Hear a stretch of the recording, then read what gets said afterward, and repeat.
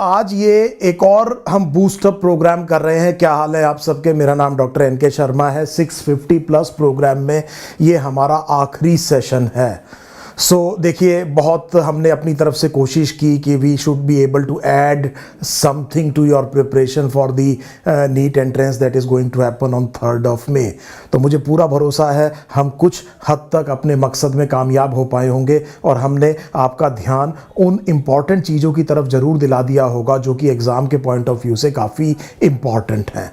तो दूसरी चीज़ ये है कि मुझे पूरा भरोसा है कि इस जर्नी में आपने कम से कम एक चीज़ बहुत सीखी होगी कि कॉन्फिडेंस बहुत इंपॉर्टेंट रोल प्ले करता है सिलेक्शन में।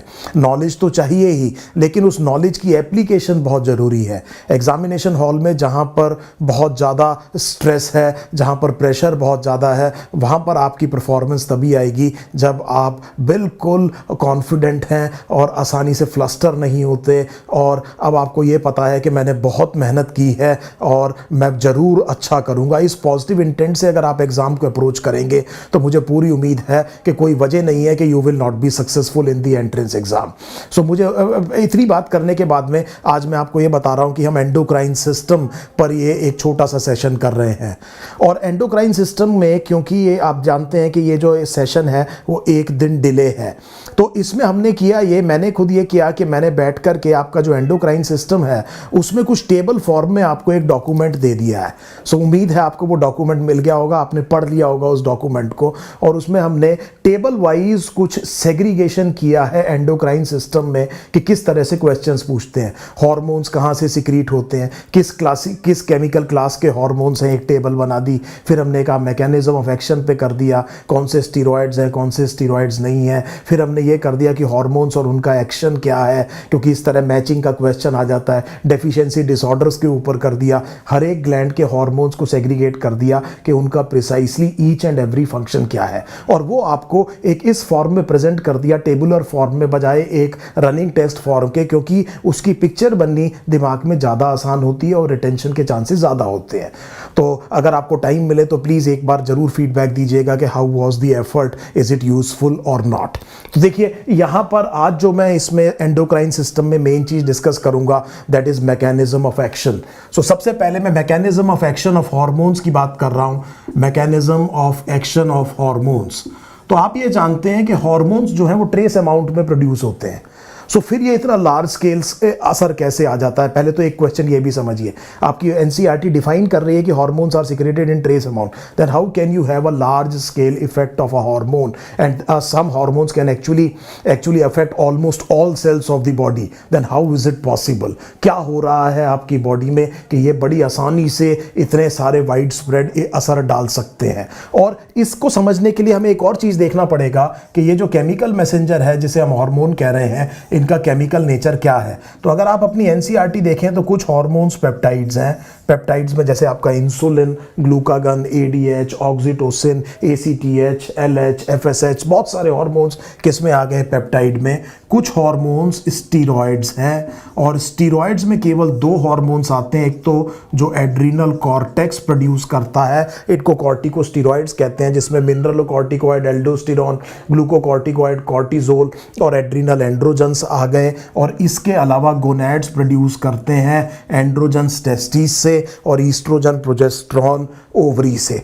ये स्टीरॉयड हार्मोन्स हो गए। तीसरा जो ग्रुप है वो आपकी एनसीईआरटी में लिखा है आयोडोथायरोनीन्स। Iodothyronines actually are derived from the amino acid tyrosine when it combines with iodine। जब वो आयोडीन से बनता है तो T3 बनता है ट्राई आयोडोथायरोनीन और T4 बनता है टेट्रा आयोडोथायरोनीन। हालांकि इसमें भी टायरोसिन इन्वॉल्व है जो अमीनो एसिड है, लेकिन आपकी एनसीईआरटी अमीनो एसिड डेरिवेटिव्स को एक अलग क्लास में रख रही है, और इसको हम कह रहे हैं कि बेसिकली एपिनेफ्रिन, नॉर एपिनेफ्रिन, और आप ये समझ लीजिए एक और हार्मोन आप समझ लीजिए इसमें मेलेटोनिन। ये जो दोनों हार्मोन हैं ये टायरोसिन से बनते हैं और ये हार्मोन ट्रिप्टोफैन से बनता है। ये केमिकल क्लासिफिकेशन मैंने इसलिए किया क्योंकि इस केमिकल क्लासिफिकेशन पे इनका मैकेनिज्म ऑफ एक्शन डिपेंड करता है। तो देखिए, ये जो पर्टिकुलर हार्मोन्स हैं पेप्टाइड, और इसमें ये वाले हार्मोन्स इन्वॉल्व कीजिए जो अमीनो एसिड डेरिवेटिव्स है। सो मैं दो हार्मोन्स की बात कर रहा हूं, एक तो पेप्टाइड हार्मोन्स और अमीनो एसिड डेरिवेटिव्स, तो हम यहां लिख लेते हैं। सो एक ग्रुप तो हमारा हो गया पेप्टाइड्स और अमीनो एसिड डेरिवेटिव्स, इनको हम देखेंगे एज अ ग्रुप, और दूसरा हम देखेंगे स्टीरॉयड्स और आयोडोथायरोनिन्स को। सो ये जो दो ग्रुप के हार्मोन्स हैं इनको हम सेपरेटली देखेंगे कि इनका मैकेनिज्म ऑफ एक्शन कैसे है।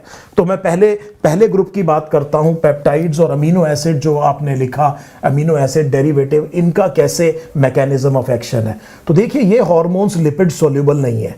So these hormones are not lipid soluble.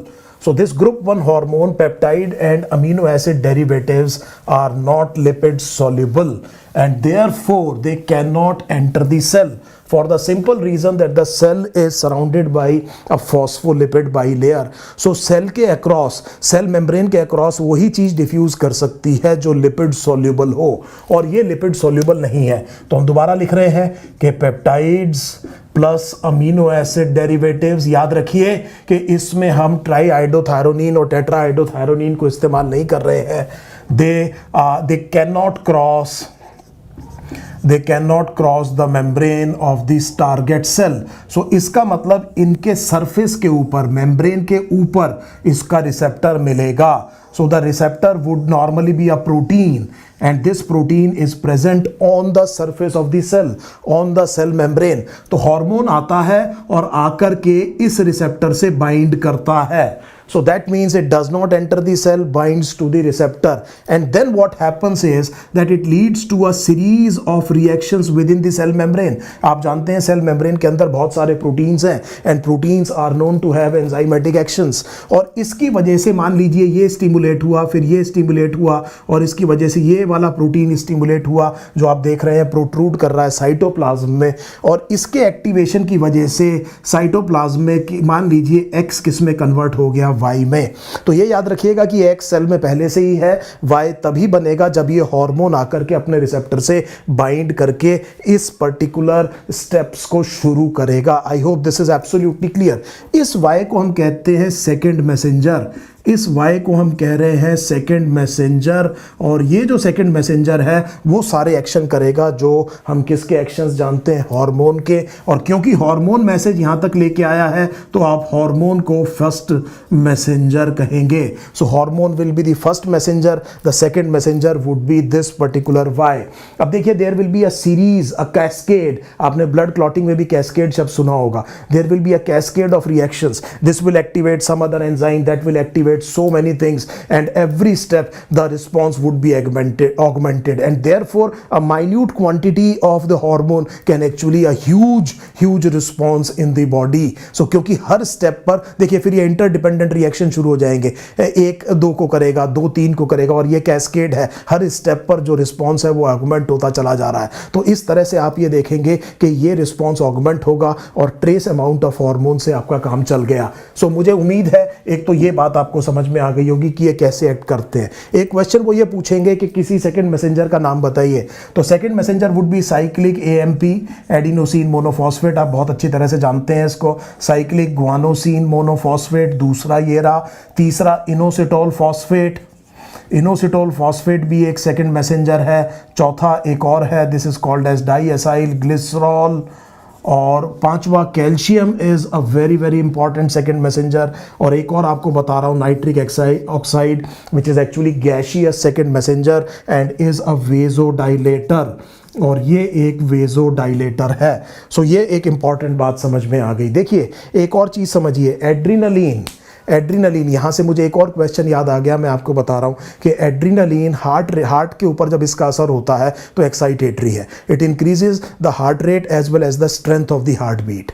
दूसरी चीज़ ये है कि जब ये GIT पे एक्ट करता है तो इनिबिटरी है, वहाँ पर पेरिस्टाल्सिस और सिक्रीशन को कम करता है। अब क्वेश्चन ये उठता है कि एक ही हार्मोन दो अलग अलग जगह पर एक्ट करके कैसे अलग अलग असर प्रोड्यूस कर सकता है। सो हम ये कह रहे हैं कि एक जगह पर जब हार्मोन जाकर के जुड़ता है अपने रिसेप्टर से तो कोई और सेकेंड मैसेंजर बनता है, से फॉर एग्जांपल CAMP, और ये क्या कर सकता है, एक्साइट कर सकता है, फंक्शंस को ज़्यादा बढ़ा सकता है। और दूसरी जगह पर से फॉर एग्जांपल मान लीजिए दूसरा सेकेंड मैसेंजर बन गया, से फॉर एग्जांपल CGMP, और उसने क्या कर दिया, कम कर दिया। तो ये एक मैकेनिज्म हो सकता है। Different types of receptors may be present for the same hormone that will lead to the generation of different types of second messengers leading to different responses from the same hormone.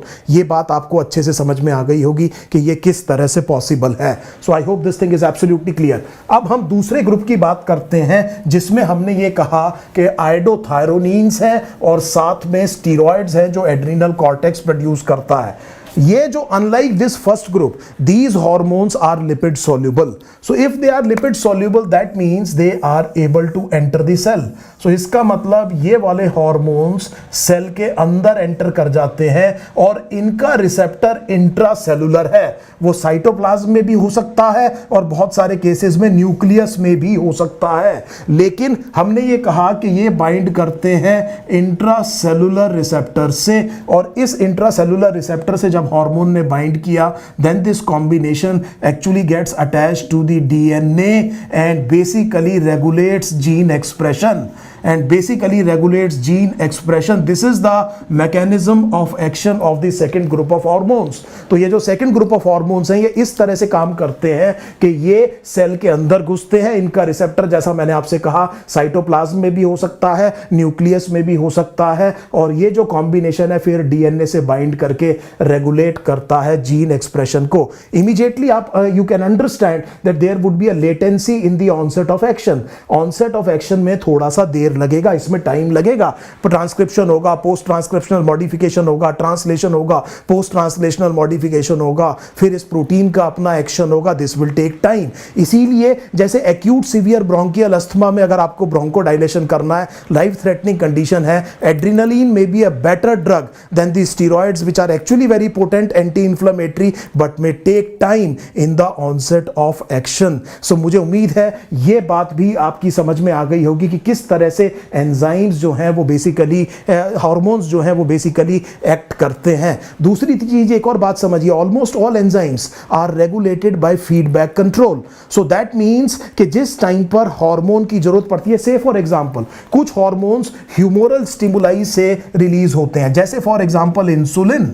सो अगर आप insulin की बात देखें तो insulin में हमने ये कहा कि मान लीजिए ब्लड ग्लूकोज लेवल, ये जो ह्यूमोरल स्टिमुलस है ये काम करता है इंसुलिन के सिक्रीशन में। मान लीजिए ब्लड ग्लूकोज लेवल इंक्रीज हो गया, so the blood glucose level increases, so body secretes insulin and insulin leads to a decrease in blood glucose and therefore the blood glucose becomes normal. So this becomes normal. अब दूसरा loop भी आपको करना पड़ेगा। अगर ये blood glucose level मान लीजिए डिक्रीज हो गया, so body will secrete glucagon, और ये glucagon will increase blood glucose level and therefore again the blood glucose level will become normal. You can see both loops in the negative feedback loop circuit are present, और ये जो दोनों hormones हैं glucagon और insulin दोनों मिलकर के blood glucose level को मेंटेन करते हैं। और ये बहुत जरूरी है नेगेटिव फीडबैक, देखिए दोनों तरफ का फीडबैक, ताकि एक होम्योस्टेसिस मेंटेन किया जा सके। जो बहुत इंपॉर्टेंट हार्मोन्स हैं जैसे इंसुलिन, जैसे ग्लूकागन, जैसे पैराथायराइड हार्मोन, कैल्सिटोनिन, ये जो हार्मोन्स है, एल्डोस्टेरोन, ये प्राइमरीली ब्लड के कंसंट्रेशन से सिक्रीट होते हैं या रेगुलेट होते हैं, बजाय हाइपोथैलेमस एंटीरियर पिट्यूटरी वाले एक्सेस से। तो मैं कहना ये चाह रहा हूं कि ACTH has a very very important effect on the secretion of cortisol but not on that of aldosterone. So I hope this thing is absolutely clear. तो ये आपको hormone mechanism of hormone action समझ में आया होगा। एक और छोटा सा मैं वीडियो करूंगा that will be on anterior pituitary, आप इसको देखिए, then we will look at the anterior pituitary as well.